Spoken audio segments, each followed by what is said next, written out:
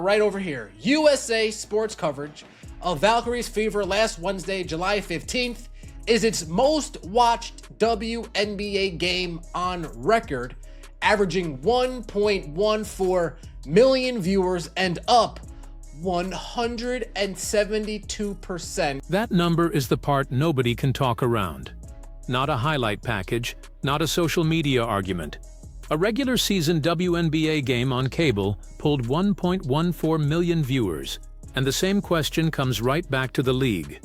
What happens when the most watched player is also the most debated player? Caitlin Clark setting yet another viewership record. Caitlin Clark won Player of the Month last month. Caitlin Clark has now won Player of the Week. Not only AP Player of the Week, but she's won WNBA Player of the Week as well. There is the other half of it. Caitlin Clark is not just driving attention. She is stacking awards while the conversation around her keeps pretending her value is somehow still up for debate. And that is why this story is bigger than one Player of the Week announcement. Because when a player is winning awards, breaking viewership records, dragging games over the million viewer line, and doing it while still not being fully unleashed, eventually the debate stops being about whether she is the face of the league. It becomes about why so many people are still uncomfortable admitting it. But stay with this, because the most important part is not just the 1.14 million number. The part that should bother people comes later, when you compare what happens with Caitlin on the court to what happens when she is not involved at all. Now, if you remember, a week prior to this, Indiana Fever, Los Angeles Sparks, game tipping off at 10 p.m. The only WNBA game in history that had such a late tip-off, 10 p.m., and still eclipsed over 1 million viewers. That, at the time, was the highest WNBA game on USA Network. That is where the pattern starts to get hard to ignore. A 10 p.m. tip-off is not supposed to be a friendly television window. That is late. That is a slot where casual fans drift away, families are done for the night, and a normal WNBA game would be fighting for every viewer it can get. But with Caitlin Clark involved, the game still cleared 1 million viewers. Then a week later, another Fever game goes even higher on USA Network. That is not a one-off spike anymore. That is not curiosity anymore. That is habit forming. And this is the piece that separates real star power from online hype. Hype can trend for an afternoon. Hype can fill a comment section. Hype can make people argue. But television viewership is colder than that. Viewers have to actually show up. They have to choose the game over everything else. They have to stay long enough for the number to count. That is why the face of the league argument gets so heated. Because once you move from opinion to audience behavior, the room changes. People can say they prefer another player. They can say another player has a better resume. They can say the league should market a wider group of stars. All of that can be true in its own lane. But when the question is who is moving the biggest audience right now, the numbers keep pointing to the same team, the same games, and the same player. Caitlin Clark continues to show she is the needle. Continues to show, yes, Jemele Hill. Yes, Jemele Hill. Yes, Jemele Hill. Caitlin Clark, the face of the league. And that is the line that turns a ratings story into a culture fight. Because calling Caitlin Clark the face of the league does not mean every other star disappears. It does not erase A'ja Wilson's greatness. It does not erase Breanna Stewart's championships. It does not erase Nafisa Collier, Sabrina Ionescu, Kelsey Mitchell, Angel Reese, or anyone else who matters to the product. But sports leagues have always had faces. The NBA had eras where one player became the front door for casual viewers. The NFL has quarterbacks who become national television events. Tennis has stars who make people watch tournaments they normally ignore. That is not an insult to the rest of the sport. That is how mainstream attention works. The strange thing with Caitlin is that people keep treating her draw like it needs an asterisk. If the Fever break a viewership record, the conversation turns into whether she gets too much attention. If she wins an award, the conversation turns into whether voters are overcorrecting. If she struggles, it becomes proof she was overrated. If she dominates, it somehow becomes inconvenient. That is not normal coverage. That is a league and a media ecosystem still trying to figure out what to do with a player whose audience arrived faster than the institution was ready to handle. About it. Face of the league, Jamel Hill. Caitlin is the face of... Now you know. She is the needle. Only the queen can provide these types of numbers. Player of the weeks, player of the months, breaking WNBA records and setting WNBA records every time she sets foot on the court, whilst shattering viewership record. The phrase, "she is the needle," matters because it is measurable. This is not just fans saying their favorite player is popular. This is a repeated television pattern where the Fever become the central ratings engine of the league. And that creates a real business problem. Not a bad problem, but a real one. The WNBA wants growth. The league wants more national attention, more media money, more sponsorship interest, more packed buildings, and more people talking about women's basketball. Caitlin Clark is providing all of that. But the bigger she gets, the harder it becomes for the league to control the story. Because Caitlin's rise does not fit neatly into a league-approved campaign. It is loud, it is messy, it brings in new fans who do not always speak the language longtime WNBA fans are used to. It brings in critics, arguments, culture war noise, and a level of scrutiny the league has never had to manage at this scale. So the league is caught in the middle. It benefits from the attention, but it also seems uneasy about how much of that attention is attached to one player. It wants the growth, but it does not always seem ready to build around the person generating so much of it. And that tension is why every award, every rating, every no call, every minute's restriction, and every comment about Caitlin becomes bigger than basketball. Look, Ace's... Oh man, maybe it was Ace's son. I thought it was Ace's Sparks. Ace's son, USA, 343,000. Wow, I thought it was Ace's Sparks. Maybe they just don't have the Ace's Sparks on this list, but damn. That's bad news bears. That's bad. The three highest rated games on USA, Fever Sparks, Fever Tempo, Fever Sparks. That comparison is the part people do not like saying out loud. When Caitlin is involved, USA Network is talking about record numbers. When she is not involved, the number can look completely different. Now that does not mean Ace's games have no value. That does not mean the Sun have no value. It does not mean Aja Wilson is not one of the best basketball players alive. The Aces have been a championship standard. Their resume is not in question. But the face of a league is not always the same thing as the best player in a league. That is where this argument keeps going sideways. Best player is a basketball argument. Face of the league is a market argument. It is about attention, casual recognition, viewership, ticket pull, media gravity, and the ability to make people who normally do not watch suddenly care. And right now, Caitlin is winning that market argument by a margin that is getting difficult to spin. The Fever are showing up again and again at the top of these viewership lists. The common denominator is not a uniform color. It is not the arena. It is not the broadcast booth. It is the player who makes neutral fans check the schedule. That is why the pushback often sounds emotional. Because if you admit she is the biggest draw, you are not just praising Caitlin Clark. You are admitting the league's current growth story runs through someone the league did not fully create, cannot fully control, and sometimes seems hesitant to fully embrace. The week, shall we? Your AP Player of the Week, Caitlin Clark. Many people reported on this yesterday. Many people talked about this yesterday. Congratulations to Caitlin Clark, Player of the Week, well deserved. Getting Player of the Week while on minutes restriction is wild work. Now the awards part makes the story sharper. Because Caitlin did not win Player of the Week under perfect conditions. She was not simply out there playing 36 minutes every night, piling up volume and overwhelming the ballot with usage. She was still dealing with a minutes conversation. She was still coming off a stretch where every substitution became a talking point. She was still in that awkward space where the team wants to protect her body, the fans want to see her play, and Caitlin herself clearly wants rhythm, flow, and control. That makes the award more interesting, because normally, reduced minutes lower your case. They shrink your box score. They make it harder to build the kind of week that separates you from the field. With Caitlin, the restriction almost became part of the argument for her impact. She was doing more in less time.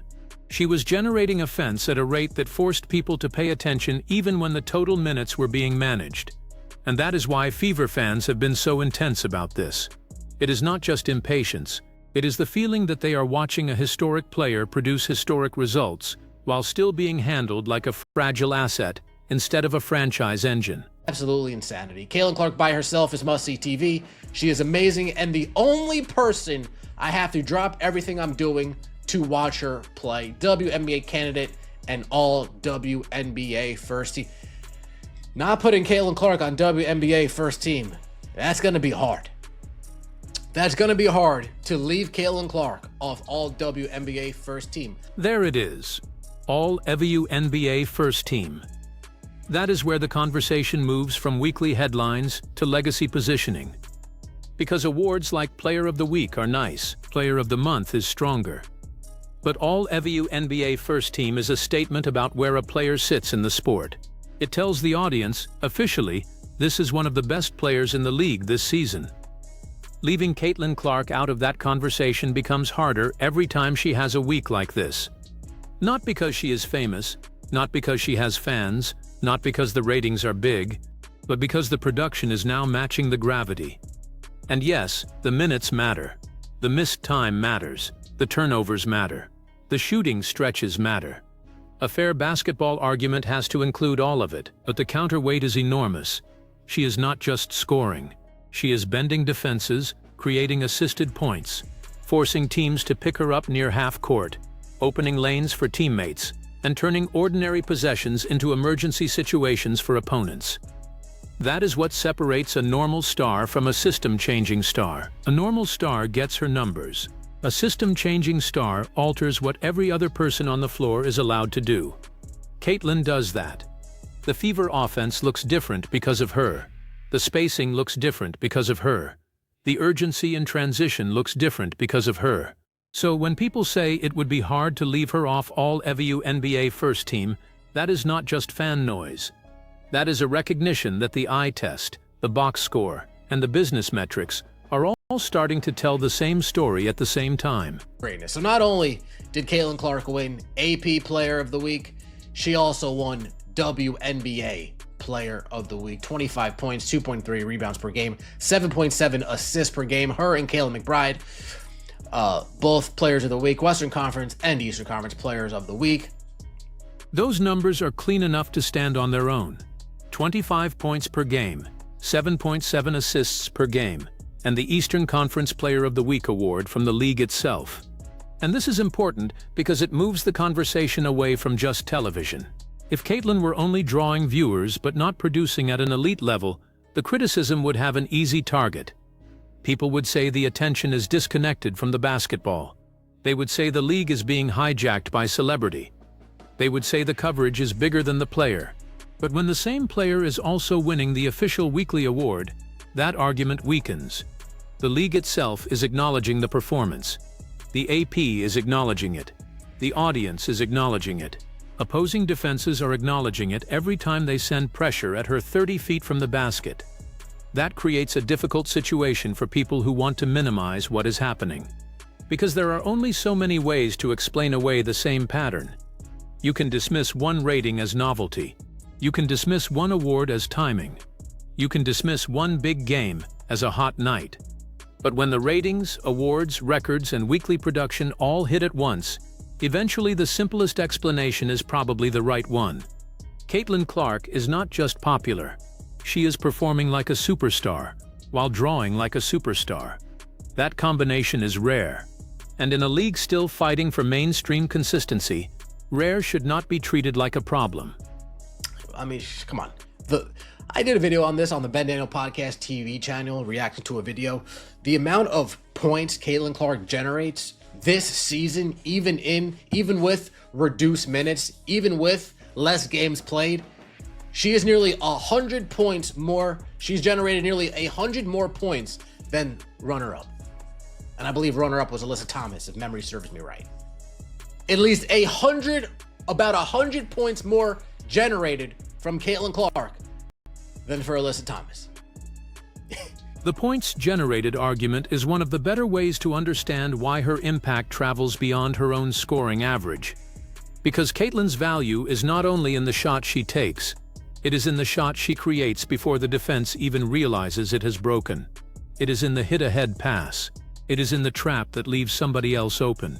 It is in the help defender who takes one extra step toward her and gives Aaliyah Boston a cleaner touch. It is in the weak side defender who cannot fully tag a roller because Caitlin is one pass away from a three.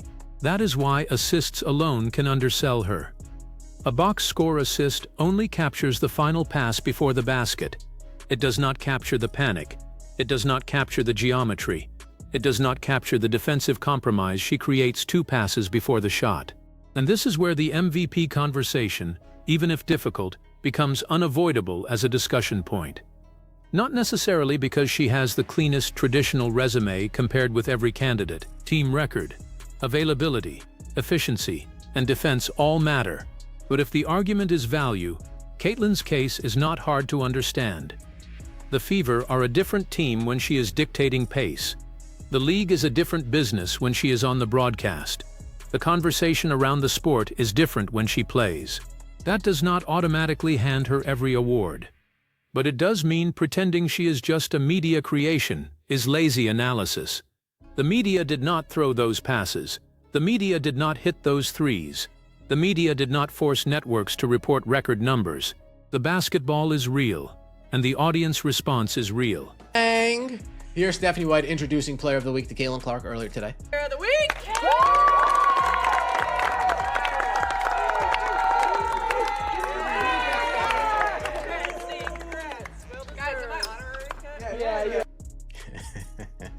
This person actually makes it. Fever players have won Player of the Week 3 times in the last 5 weeks. I believe that's Caitlin Clark twice and Kelsey Mitchell once. Yeah, come on. That little practice moment is revealing because it shows how normal the team is trying to make something that is not normal at all. Player of the Week gets announced. Everybody claps. The team smiles. The clip moves on. But underneath that, the Fever are dealing with a player whose weekly achievements now come with national consequences. Every time Caitlin wins something, the reaction is not just congratulations. It becomes a referendum on how she is being used, how she is being covered, how she is being officiated, and how the league sees her. That is a lot for a locker room. It is a lot for a coach. It is a lot for teammates who are also trying to win games, earn roles, and build their own careers. The Fever are not just managing a point guard. They are managing the most visible pressure point in the WNBA. And that is why the Stephanie White piece matters, even when people read too much into a clap or a facial expression. The real issue is not whether a coach clapped enthusiastically enough.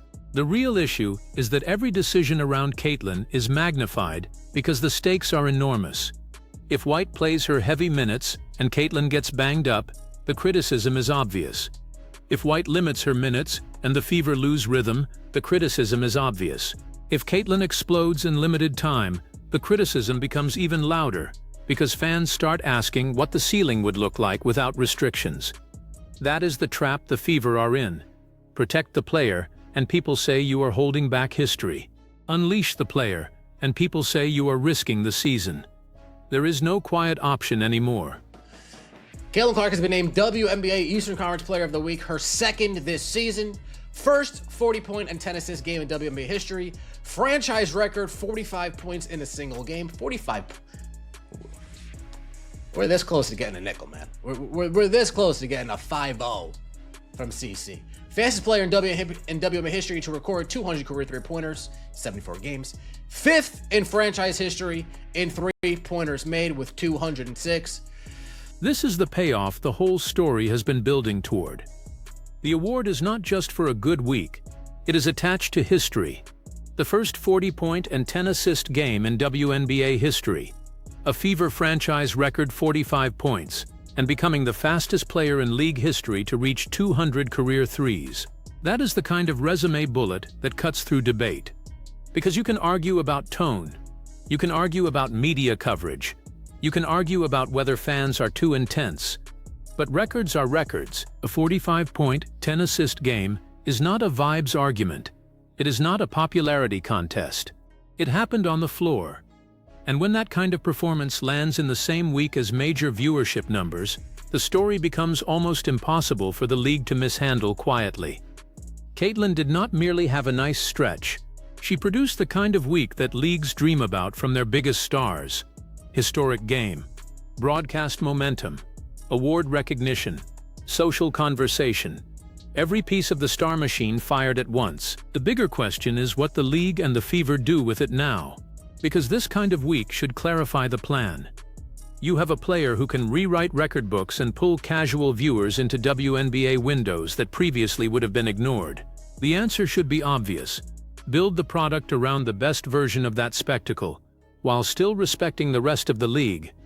That does not mean forcing every broadcast to be a Caitlin Clark documentary. It means understanding the moment.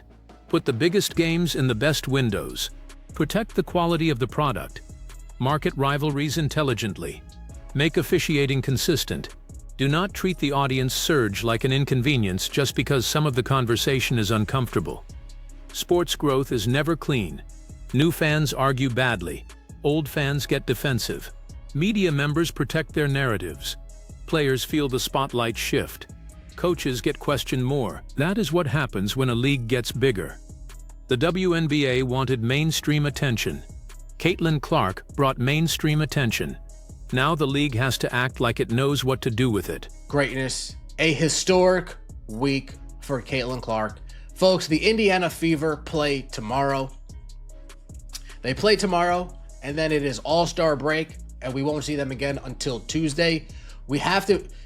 The thing with Caitlin Clark and these minutes restrictions, the fact that we have All-Star break coming up after tomorrow's game, let's let her play a normal 30 to 35 minutes, because we'll have a whole week of non-competitive basketball for Caitlin Clark's body to rest and get back into the swing of things with still no minutes restriction to finish out the rest of the season, to finish out the MVP campaign, to finish out the All-WNBA First Team campaign, and hopefully to put this team into the playoffs and make a severe...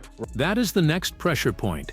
Minutes after the award, with the All-Star break sitting right there as the natural reset. The argument for caution is obvious. Caitlin has dealt with physical wear. The Fever need her for the stretch run. Nobody wins a championship in July by running a star into the ground before the games get heavier. From a training staff perspective, restriction can be rational. It can be responsible. It can be the thing fans hate now and appreciate later. But the argument for loosening the leash is also obvious. Basketball rhythm is real. Star players do not always dominate by popping in and out of games on a timer.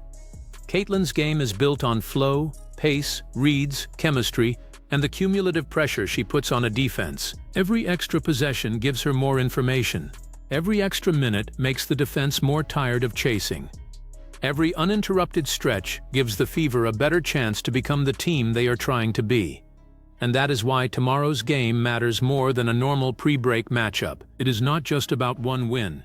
It is a signal. Are the Fever still treating Caitlin like a player they need to slowly manage back into form?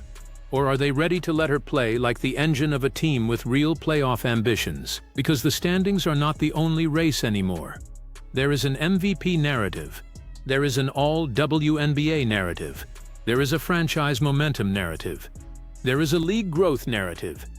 And all of those depend on Caitlin being available, effective, and trusted with the kind of role her production has earned. This is where the Fever have to be careful. They cannot coach for Twitter. They cannot build rotations based purely on fan anger. But they also cannot ignore what the floor is telling them. When a player is generating historic offense, winning weekly awards, and carrying the biggest television magnet in the sport, you do not treat her like just another rotation piece. So now the choice is clear. If Caitlin Clark is healthy enough, do you let her chase the full version of this season with real minutes, real rhythm, and real responsibility? Or do you keep protecting the asset so carefully that you risk shrinking the very thing that makes her special? That is the debate Fever fans are having. And honestly, it is the debate the entire league should be having. Because Caitlin Clark is not just having a moment, she is forcing the WNBA into a new era before everyone is ready to admit it. So pick a side. Is this the league finally embracing its biggest draw? Or is it still trying to manage a phenomenon it should be building around? Drop your answer in the comments, like the video, subscribe to the channel, and tell me whether Caitlyn should stay on restriction or finally be set loose.